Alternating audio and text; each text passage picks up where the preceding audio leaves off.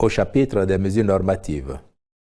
création du Fonds d'investissement communal FIC et approbation de ses statuts. Par la mise en place de ce fonds, le gouvernement entend améliorer le cadre de gestion des appuis financiers apportés aux communes et aux établissements publics de coopération intercommunale. Cette décision participe de la volonté de renforcer leur capacité d'investissement, l'objectif étant de poursuivre le développement équilibré du pays à partir des collectivités territoriales décentralisées. Cet instrument de financement vient en substitution au Fonds d'appui au développement des communes FADEC et permettra à celles-ci d'accéder à de nouvelles et innovantes sources de mobilisation de ressources. Il contribuera à rehausser le niveau des recettes et de collecter,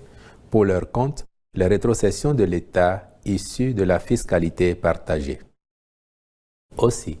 les principales missions du Fonds d'investissement communal consisteront-elles à offrir des services et des mécanismes adaptés permettant de répondre aux besoins des communes en financements additionnels pour assurer leur mission, assurer la transparence nécessaire et l'équité dans l'octroi des fonds à travers le principe de péréquation, appuyer le développement des compétences des communes, s'agissant notamment de l'analyse financière, le montage de dossiers de financement, suivre l'atteinte des objectifs des financements octroyés intra- et intercommunaux pour s'assurer de leur pertinence dans le cadre du développement local durable, assurer le suivi et l'évaluation des projets objets de financement mis en place par le fonds. Par ailleurs, le FIC assurera la collecte et la gestion des financements intérieurs et des principaux financements extérieurs destinés au développement de l'ensemble des communes. Il est à signaler que les financements octroyés directement à une collectivité territoriale dans le cadre de conventions tels que les accords de jumelage signés directement entre la commune et le partenaire international ne sont pas concernés.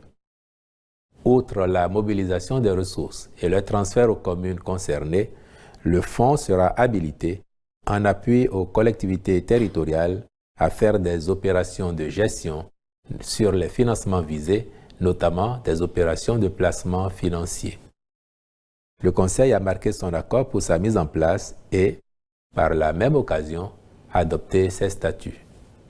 Au titre d'autres mesures normatives, ont été adoptés les décrets portant nomination des commissaires aux comptes auprès de certaines entreprises publiques,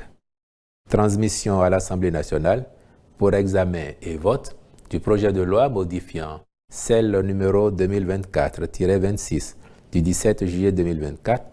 portant loi organique sur le Conseil économique et social. Modification des statuts du Fonds de développement de l'artisanat.